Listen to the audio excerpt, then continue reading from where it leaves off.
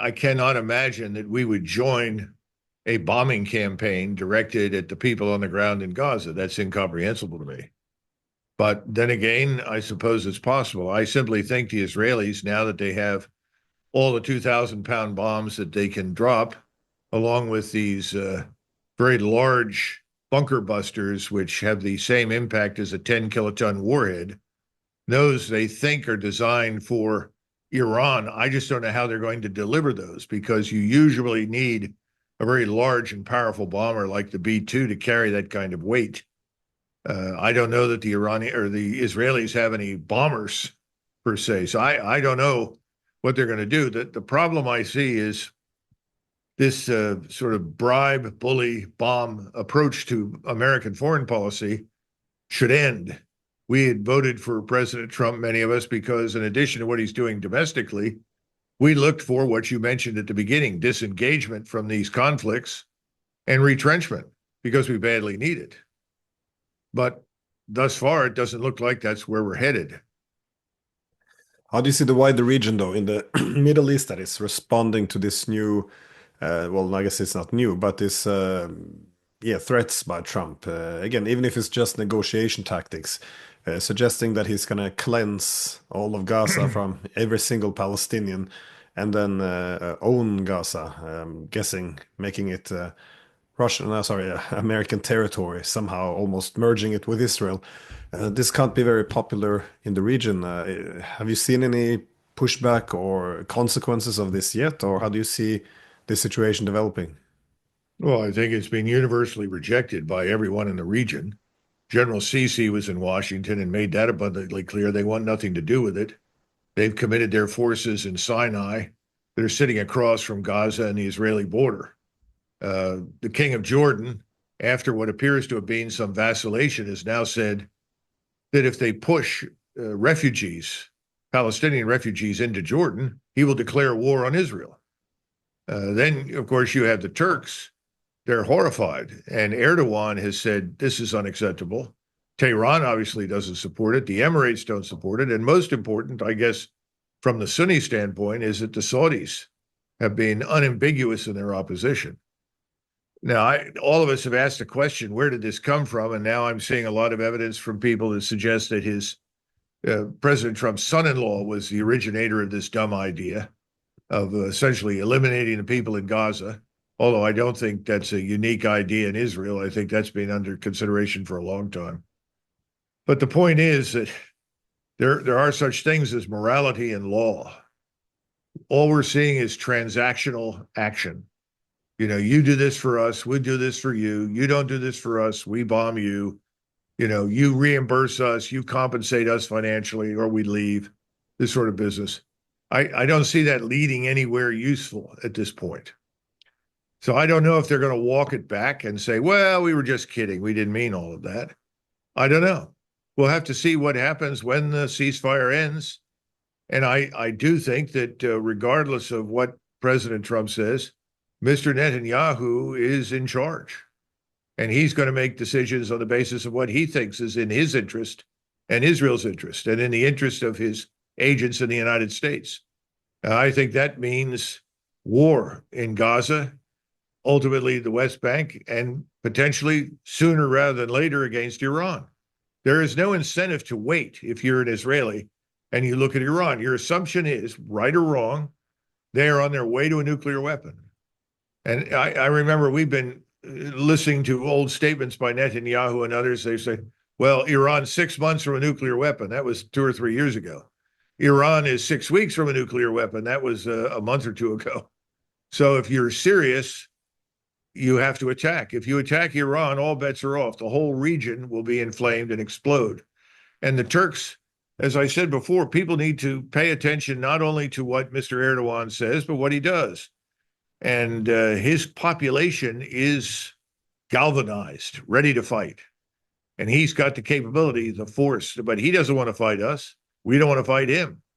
So what do we do under those circumstances if this entire region comes apart and descends upon Israel? I don't know. Yeah, this is where the region gets more confusing as well, because for Turkey, the new jihadi government in Syria appears to be, of course, their proxy. But they seem to have a very, very different relationship with Israel. They seem to almost excuse when they drop bombs on the military warehouses in their part, well, in their region. So I'm just yes, I was wondering how you see this. Is this are they simply consolidating power? Are they aligning themselves with Israel, or do you see this this government with Turkey unavoidably getting into conflict with Israel, especially as it expanded so far into Syrian territory?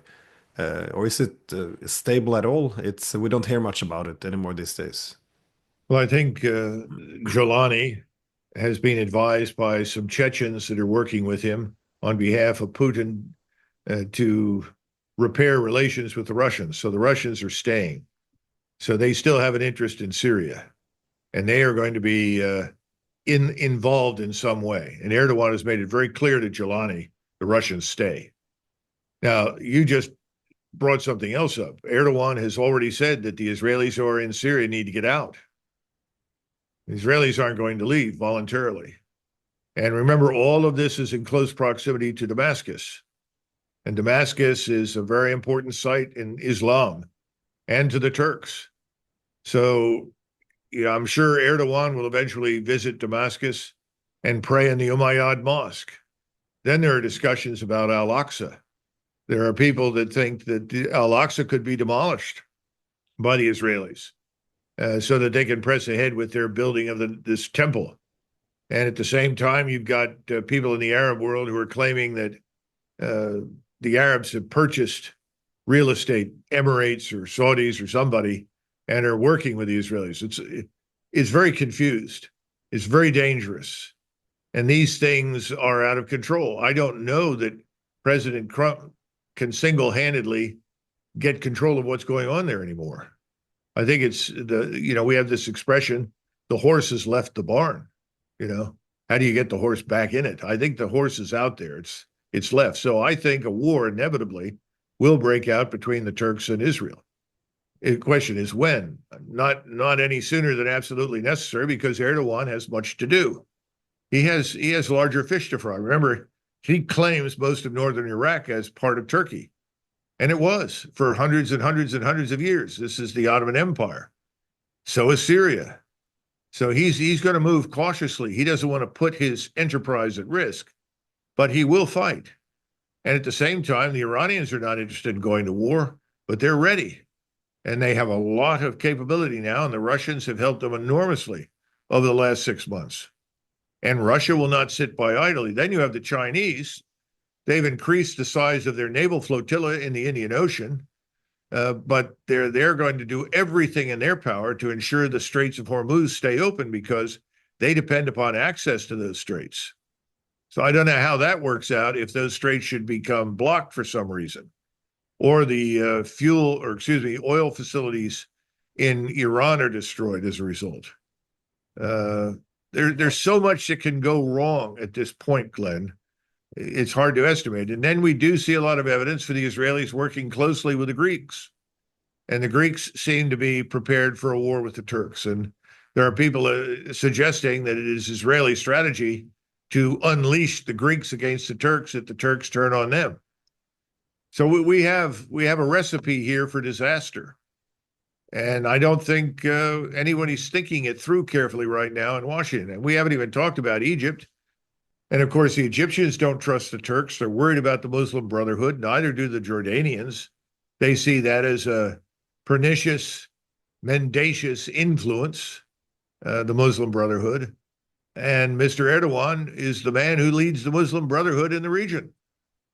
I mean, all of these things are sort of milling around in this pot of discontent. So at this stage, almost anything is possible.